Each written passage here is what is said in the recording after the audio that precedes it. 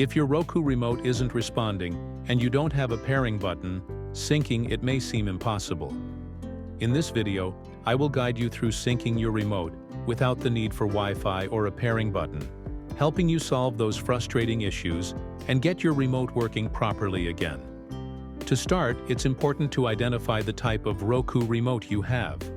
If your remote doesn't have a pairing button, you can easily check by opening the back cover and looking for the button. If it's not there, then you have a non-smart IR remote. The key difference between remotes is that an IR remote uses infrared signals, while Bluetooth remotes are more advanced and need to be paired with your TV. If your remote has a pairing button, then it's a Bluetooth remote, and it will need to be paired with your TV to work properly. The non-smart IR remote doesn't require pairing, so you can skip that step and focus on other troubleshooting methods to get your remote working. To sync your Roku remote without a pairing button, the first thing you should do is remove the batteries from the remote. Wait for about 30 seconds before reinserting them. This acts as a simple reset for the remote. When you put the batteries back in, make sure they are inserted correctly with the positive side plus on top and the negative side minus on the bottom.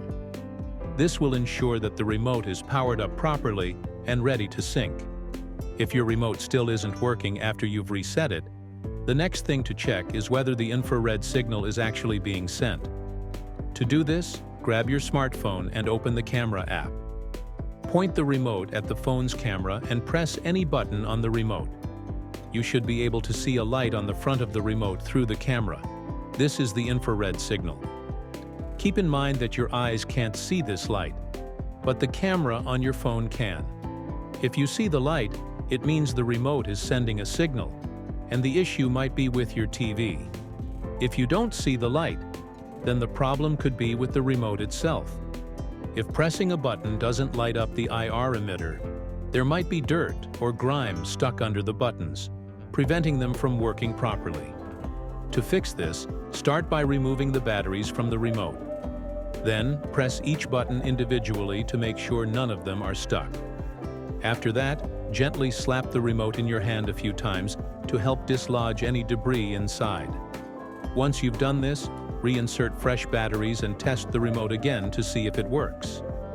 This simple reset can help clear out any issues with the buttons or the remote's internal parts. If the remote still isn't working, try power cycling the Roku device itself. First, make sure the remote is blinking or in pairing mode.